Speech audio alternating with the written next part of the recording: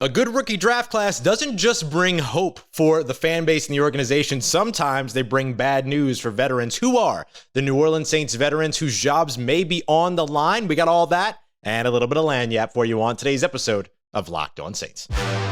You are Locked On Saints, your daily New Orleans Saints podcast. Part of the Locked On Podcast Network, your team every day.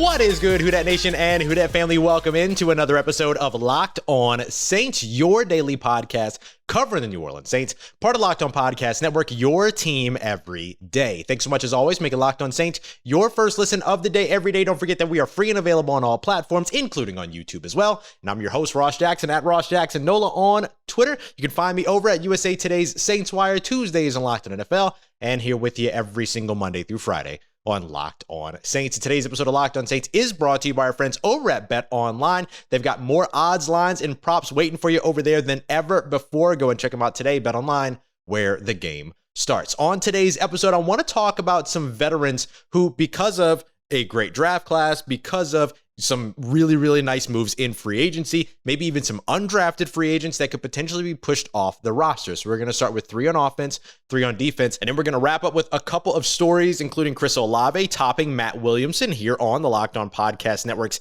top 10 dynasty player list. So some fantasy talk for you. And then we'll also take a look at the Saints preseason schedule and a little bit more. Just make sure you're caught up with everything around your New Orleans Saints. So as we get started today, I want to start off with the offensive players that I think are veterans that have either been on the roster, whether it be last season or maybe even in one case signed earlier this offseason and may already be in trouble. And I think one of these spots over on the offensive side that you really need to watch out for is, of course, going to be anybody that's playing wide receiver. A lot of wide receivers could potentially end up getting pushed off the roster going into 2022 because of the additions that the Saints have made there. Chris Olave, Jarvis Landry, Michael Thomas coming back to the lineup. Those are 3 brand new roster spots that are now occupied. And so guys like Deontay Hardy, Marquez Callaway, and Tre'Quan Smith end up getting pushed down the roster. But in some cases, could even end up getting pushed off the roster. Now, I don't think that's going to be the case with Deontay Hardy and Marquez Callaway. But let's talk about a couple of wide receivers and a tight end that could potentially see their time in New Orleans come to an earlier than expected end, or at least find their way off the roster and out of their role. So the first player that I'm going to bring up is Tre'Quan Smith. And listen, I have been a long-time advocate of Tre'Quan Smith. I think that he is great for his role. He is great as somebody that fits into the New Orleans Saints system. He is not a great wide receiver. He hasn't lived up to what expectations were around him as a deep threat coming out of UCF, where he averaged over 19 plus yards per catch. However, he has been somebody that fits the scheme in terms of a run-heavy scheme for the Saints. You can move him all over the place. He can make some contested catches over the middle of the field. But if somebody's able to come in, Jarvis Landry, and serve that role better, but also give you a better receiver as well, that could potentially help you maybe see yourself out the door a little bit earlier than expected. Now, yes, Tre'Quan Smith did sign a 2-year deal at the beginning of this offseason. Usually, that would tell you as he returned to the team that he was pretty much guaranteed a roster spot. But if you look at the contract, we're talking about $2 million of dead cap here. So there's really not enough to preclude the New Orleans Saints from assuming or making the decision to move on from Tre'Quan Smith if he doesn't come in and put in work in training camp, because it's not only those new additions, right? It's also guys like Dejon Dixon, guys like Rashid Shaheed, who could end up having a big role for the New Orleans Saints. Dejon Dixon's a very good blocker. He's big. He's extremely physical. He's somebody that kind of matches the Marquez Callaway mold, which is something that the Saints like and wouldn't mind having more than one of, right? Just like you have Michael Thomas, who's kind of in that mold as well. Now, those guys aren't up to Michael Thomas's level. I'm not saying that. But just in terms of the style of receiver that the Saints like, there's not that much difference between what Dejon Dixon brings in terms of potential and what we've seen from Tre'Quan Smith so far. So Tre'Quan Smith either has to be able to exceed what we've seen so far, or Dejon Dixon has to not live up to potential. We'll see which one of those happens once we get to training camp. But the bottom of the wide receiver chart is going to be a bit of a battle, depending on if the Saints are keeping 5 or 6 receivers once we go through training camp. The last piece that I'll mention around Tre'Quan Smith, Only 521 snaps, including special team snaps last year. That was pretty low amongst the wide receiver group, but also led the wide receiver group in penalties in 2021. So something else to watch out for in terms of technique when it comes to all of those things that make him valuable, right? In terms of his ability to help in run protection. If he's drawing a lot of holding penalties, you're taking 10 yards back instead of a couple of yards forward, and no team is going to put up with that for very long. Another wide receiver who, of course, has to be on this list is Kevin White. There was a lot of excitement around Kevin White when he joined the team last year. A lot of people feeling like, hey, this is a top 10 selection, first round guy that is going to come in and be able to revitalize his career in New Orleans. And he did not do that, right? One catch for 38 yards, which was really great down that right sideline with Trevor Siemian. I believe that was the Bucs game. Big play for him there. But then you turn around and you look at the rest of that stat line, 1 of 5 in terms of targets, and also had some drops during that time. So I think when you look at guys like Dejon Dixon, you look at guys like Rashid Shaheed, you look at even Tre'Quan Smith, who may battle his way back into keeping his role, which would then leave Kevin White on the outside, because it's hard for me to believe that Kevin White's going to be able to leap Deontay Hardy and Marquez Callaway, if not leaping Tre'Quan Smith. So Kevin White might end up seeing his way out here soon as well. Now, here's an interesting one, and you can find a little bit more about this over at Saints Wire. We did a roundtable write-up, and Dylan Sanders chose Juwan Johnson. And I think that this is a really interesting one because this could mean that Juwan Johnson just gets pushed out of his role, but not necessarily off the roster, right? He could be a practice squad guy. The Saints may keep 4 tight ends, including Taysom Hill. But I think the preparedness, the readiness of Taysom Hill is going to be the big question mark in terms of Juwan Johnson's immediate future with New Orleans and how he is utilized in 2022. He's not going to get the blocking tight end snaps, right? Those are going to go to Adam Troutman. Those are going to go to Nick Vannett. So those are the 2 tight ends you're probably going to see the most, Adam Troutman and Nick Vannett. But once Taysom Hill is ready, he's going to kind of come in as your pass catcher, your change of pace tight end, if you will. So where does that leave Juwan Johnson's role? Now, Juwan Johnson is still somebody that I think deserves more targets in 2022. He's somebody that caught on to that tight end position way faster than I thought that he would, and I think he deserves to be rewarded for that. We'll see what kind of steps forward he's continued to take, but his role is at risk depending upon his performance in training camp. So he's going to have a nice camp in order to ward off and keep his role. I'm not saying he's going to go off the roster, but keeping his role as a primary pass-catching tight end for New Orleans, he's going to kind of be in a battle with Taysom Hill there. And of course, Taysom Hill gives you a lot in terms of what he can do after the catch as well. So interesting one to watch. The roles aren't very similar, right? You would still really you wouldn't utilize Juwan Johnson, for instance, out of the backfield. You really wouldn't utilize Juwan Johnson very much in line either as a blocker. You could do both of those things with tight ends. With Taysom Hill. So because Taysom Hill just kind of gives you a little bit more in terms of what he can provide in that tight end role, that could potentially change what Juwan Johnson's role looks like, could even force him to start off on the practice squad and then be activated for game days and then let the Saints sort of figure out how it is that they want to use him. Or could it prompt a move back to wide receiver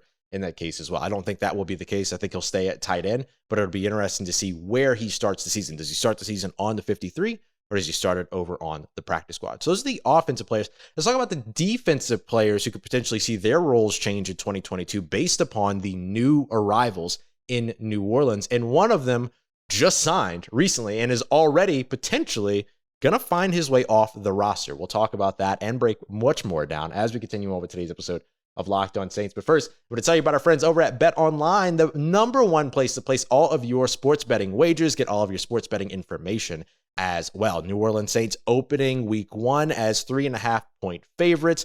Their win total is still at like 8.5. They're very much a team that Vegas doesn't know what to do with just yet, but you might feel very confident about the New Orleans Saints, as I do, going into 2022. So go ahead and get in on it early over at BetOnline. Not betting on the Saints? Don't want to do that? That's okay. You don't even have to bet on football. There's basketball, UFC, MMA. There's even esports and a bunch of live betting things you can look at as well. The Miami Heat are back up tonight. Are they going to be able to pull off another win led by Jimmy Buckets? There's so much to check out over at BetOnline. So go and see them today, whether you're using your desktop or your mobile device, and get in on all of that action over at BetOnline, where the game starts.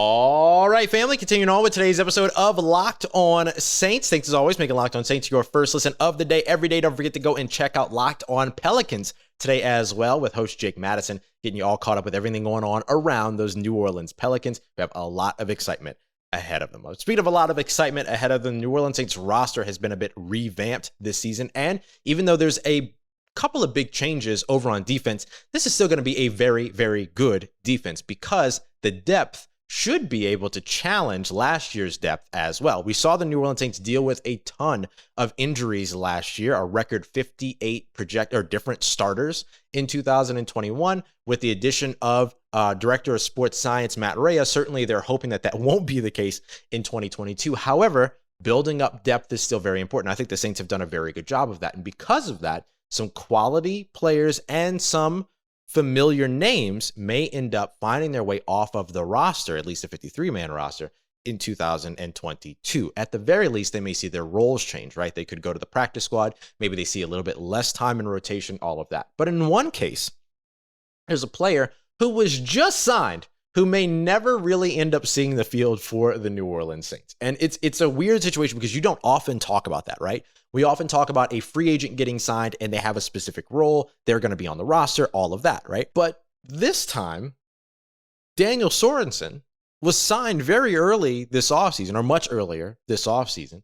And New Orleans Saints fans, I think warranted, kind of got a little bit stressed out about, okay, what does this mean? Do the New Orleans Saints feel that they're set at safety now with Marcus May and Daniel Sorensen? And then soon after, of course, that would be right around where Malcolm Jenkins announced his retirement officially, all of that. Now you look at the additions that they've made at safety, guys like, well, Bryce Thompson's already on the roster, but then you also have JT Gray, who you know has a roster spot. He's a first-team all-pro special teamer. He's going to take a safety spot for sure.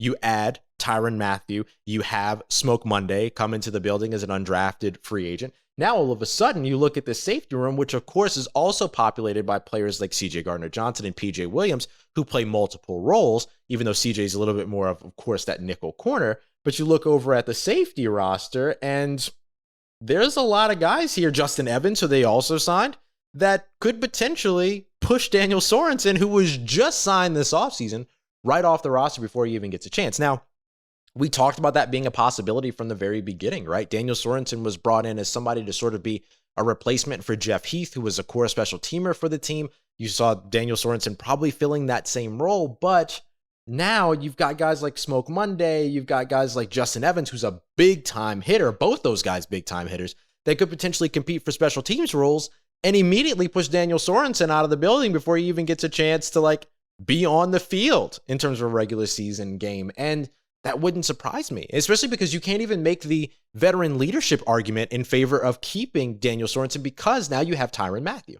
Now, Tyrann Mathieu and Daniel Sorensen played together last year or the last couple of years in Kansas City. There's a, very interesting, collection of clips around with Tyrann Mathieu kind of turning around, shrugging, going, "What are you doing?" Over in those situations. But you now have that. You have that leadership. You have the pinnacle of leadership when it comes to secondary in the NFL in Tyrann Mathieu. So you can't even really make the veteran leadership argument in favor of Daniel Sorensen any longer. So this was a player that Matty Hudak pointed out in our roundtable as a player that could potentially see themselves out. And I think that's warranted. I think that makes a lot of sense. Another player that Dylan Sanders put up on the list here was Malcolm Roach. And like I said, there's going to be some names that there's going to be some familiar names. There's going to be some players that you like that may end up being pushed off the roster going into 2022 because of the amount of additions that the Saints have had, particularly over on the defensive side. Now, we know defensive tackle is still a place that the Saints could potentially even bring in more talent and continue to try to get a look at some players that could potentially leap into a starting role next to David Onyemata. But listen to the names that are currently on the Saints roster at defensive tackle. David Onyemata, of course, and Shai Tuttle. Those are your projected starters at this point. But then they brought in free agents Kentavious Street and Jaleel Johnson. They brought back Albert Huggins and Malcolm Roach. But then they also drafted Jordan Jackson. And then they brought in Joshua Black from Syracuse, who's doing, doing backflips off of walls on his Twitter page and everything. And he's coming in as a, undrafted free agent, a guy that had an opportunity and ends up signing a contract with the Saints to at least see his opportunity through training camp. So Malcolm Roach, if you look at those, 8 names, the Saints are probably going to keep what? 5 defensive tackles at most, maybe 6, but probably 5. And then with that being the case, where does Malcolm Roach fit in with guys like David Onyemata, Kentavious Street, Shai Tuttle, Jaleel Johnson, and then Jordan Jackson, who they spent a draft pick on, right? So the competition between Malcolm Roach, Albert Huggins, Josh Black, and I would imagine Jordan Jackson is really going to be the competition to watch on the interior. And that's assuming the Saints don't bring in more interior defensive linemen to get a look at as well. And if they bring in somebody that's like a proven veteran that's going to step in and be an immediate starter, like let's just throw the name Akeem Hicks out there and all of his growling, then all of a sudden that pushes one of those guys right out the door immediately, because you already know this person's at the top of the depth chart, and therefore it pushes everybody down. So Malcolm Roach, a bit of a fan favorite. He's been one of my favorites to watch as well, but could potentially see himself removed from this team, or at least maybe landing on the practice squad or something like that. Now, here's a really interesting one, and this one came from John Sigler, and this one was one that I didn't really think too much about beforehand, but could really have some potential to end up being the case going into the 2022 season, and it's Bradley Roby. So think about it. If you move on from Bradley Roby post June 1, which we're already almost there, that ends up kicking in some of that salary deferment, right? So you would end up saving $1.1 million. You would take on about $640,000 worth of dead cap, and then the rest would defer to next year, where you don't really have that much dead cap. Drew Brees' dead cap is off the books, all that. So you could potentially move some stuff around there. And even if that's the case, the guaranteed money is only $2.3 million in terms of what his contract is. So outside of the $3 million signing bonus, or the prorated bonuses, some of it's signing bonus, some of it is like leftover money that got pushed through and all that, you don't really lose a ton of money here if you end up deciding to move on from him, and you save a little bit of cap money that you can roll into next year, which would cover about half of what would become next year's dead cap. So it's not too outlandish to think that maybe there's, I don't want to say a benefit to moving on from Bradley Roby, because obviously he's very talented. He can play inside and out. He can do a lot of different things. But if you needed to move on from him, kind of like Latavius Murray last year, just based on his role, then it would be a move that would make some sense. But he doesn't carry a big cap hit in 2022. It's only $1.7 million. But going into 2023, that jumps up to $4.1 million for the next couple of years. So if the Saints want to be a year ahead of that, they're in position to, with cornerbacks like Paulson Adebo, of course, Alontae Taylor now having been drafted. You've of course got Marshawn Lattimore in the building already, and then you've got Bradley Roby, you've got PJ Williams, you've got CJ Gardner-Johnson, who all play corner at some place, right? They play corner on the outside, they play corner in the middle, and of course PJ Williams is very mobile, right? You can move him around, multiple, as the Saints like to say. But if some of these undrafted free agents end up standing up and end up making some kind of an impact, and the Saints feel really good about them from a special team standpoint, for instance, then all of a sudden Bradley Roby saves money because you're bringing in maybe, let's say, 2 DBs on rookie contracts, right? So I think Bradley Roby will be on the roster in 2022, but it's an interesting piece that could potentially be a bit of a surprise going into the regular season. So those are some veterans that I would point out. One other veteran that I'll point out that may end up not necessarily having his role, though will probably still be on the roster just based upon numbers at the position, is Zach Bond. So this is a bonus one for you. I always promise you a little bit of lanyap. Here's the lanyap.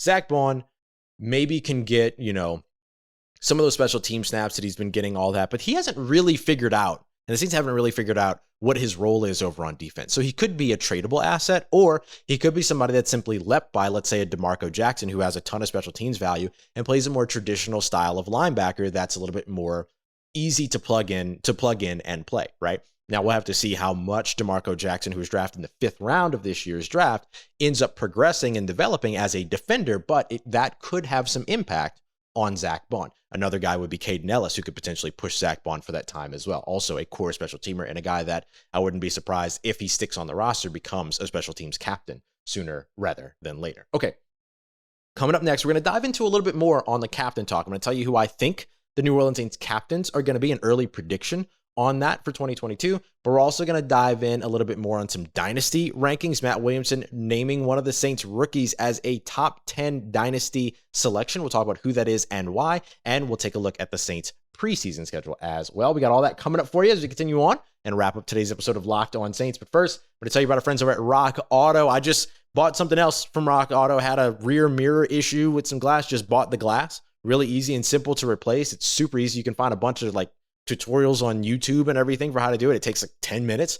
But I went to the store, to the little stores around, and you have to find the right size mirror that fits in the thing. And it's just a whole hassle. And it costs way more than it costs for me to have it shipped directly to me with Rock Auto. And I didn't have to deal with the middleman. I didn't even have to leave. I didn't even have to change my pants. I stayed in my pajama pants. And I ordered the piece that I needed and then had it shipped here. Now I can go ahead and get it. It gets in on Wednesday. And then I can go ahead and plug it in. It'll be done by Wednesday. And I don't have to worry about it anymore. So that's how I love Rock Auto. It's super easy, super simple.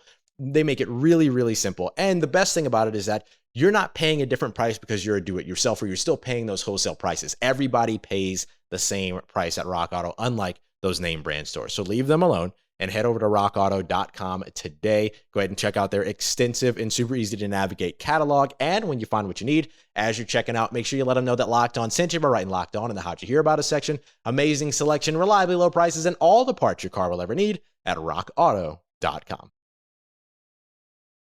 Let's get it, Who Dat Nation. Wrapping up today's episode with a quick look at a bunch of stories from around your New Orleans Saints. Remember, I'm looking for a name for this segment, so if you got something creative right now, we're just calling it the Bayou Breakdown. That's what we're going through today. So somebody had asked me on Twitter about a couple of weeks ago, Blake Keeling, about who I think the Saints captains will be after they've added Tyrann Mathieu on the defensive side and Jarvis Landry on the offensive side. So I wanted to bring that to the show.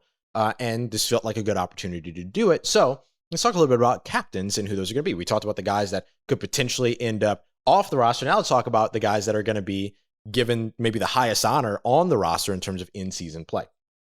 So 6 captains were named last year. Just as a refresher, those captains were Terron Armstead, Demario Davis, JT Gray, Malcolm Jenkins, Cam Jordan, Jameis Winston. 6 captains named last year. 2 of those captains are no longer on the team. Terron Armstead, who's now a Miami Dolphin, and Malcolm Jenkins, who announced his retirement. I assume that Jameis Winston, Demario Davis, Cam Jordan, and JT Gray will remain captains. So those 4 will very likely still be captains. You got 1 on offense, 2 on defense that way, and then you have your special teams captain with JT Gray, who was a first-team All-Pro player last year at that position. So the 2 new captains that I'm thinking about are Tyrann Mathieu, back over on the defensive side, and then maybe Ryan Ramczyk on the offensive line. The other person that stands out in this conversation could potentially be Michael Thomas, and then, of course, Jarvis Landry, who was just added this offseason. But I wonder if the 1-year contract kind of gets in the way of that, right? Like, you kind of hope to build up the captain badge a bit, right? Every year you see the captain badge and you see a star, 2 stars, 3 stars, 4 stars, and then the whole thing's gold, which means 5 years as a captain. You get a star for every year. Once you get to the 5th year, the whole badge turns gold. And you tend to give people captain if you expect that they're going to do it for multiple years. You look at Cam Jordan, you look at the guys that are currently captains, right? Cam Jordan, who is gold badge already, Demario Davis, JT Gray, who will be going into his 2nd year as a captain, and Jameis Winston, who will be going into his 2nd year as a captain. So I would imagine that you would probably want to give that badge to somebody that can at least do it for multiple years. There's no guarantee that Jarvis Landry is back on the roster next year. I could see giving it to Michael Thomas just to elevate his status a little bit more in his return. I actually don't mind that idea. I think that's a great idea. But Ryan Ramczyk would be a really good option if you wanted to continue having somebody on the offensive line there, which is pretty typical for NFL teams. So just as a quick recap, the 6 captains I think the Saints will have in 2022 are Jameis Winston, Ryan Ramczyk, Tyrann Mathieu, Cam Jordan, Demario Davis, and JT Gray. That's my prediction. We'll see if I get any of those right much later on this offseason. All right, so next, let's take a look at Chris Olave getting a lot of shine. He's over at the Rookie Premiere in Los Angeles, or was over the course of the weekend, which kind of helps with a bunch of like marketable players and getting a bunch of content built with them that are used throughout the season and everything. You're also going to see probably a Rookie Premiere card if you're a Madden player, a Madden Ultimate Team that will come from that as well. So you'll get to test out the Jameis Williams and Chris Olave connection a little bit early on your favorite video game. But beyond all of that, you're seeing him get a lot of elevation, right? He's a player that's at the top when it comes to potential offensive rookie of the year candidates over at BetOnline. But now we also starting to see some fantasy conversation around him. We're going to bring Matt Williamson on, who's our local reporter in terms of everything around like dynasty football, but he's also our national guy in our flagship show, Peacock and Williamson, which you should also check out every Monday through Friday. They do a fantastic job. And on an episode of Peacock and Williamson, he ended up listing out his top 10 dynasty players going into the 2022 season, and Chris Olave made the list. And I just want to talk about the fact that it makes sense that he's on that list. Let me give you the full list real quick so that you know for your upcoming dynasty drafts. Breece Hall, running back for the New York Jets. Kenneth Walker, running back for the Seattle Seahawks. Of course, running backs get a lot more fantasy value than they do NFL value. Drake London, wide receiver for the Falcons. Garrett Wilson, wideout for the Jets. Tre'Quan Burks, wideout for the Titans. So that's your top 5. And then your bottom 5 is rounded out by Jameis Williams, who's going to be over with the Detroit Lions. He probably won't play until post-October or so, but good to maybe get an early investment in on him. Sky Moore over with the pass-happy Kansas City Chiefs. Another running back makes the list here with James Cook over with the Bills. George Pickens with the Steelers. And then at number 10, Chris Olave with the New Orleans Saints. And I think it makes sense that he's in the top 10, but he's not super high up there. And here's why.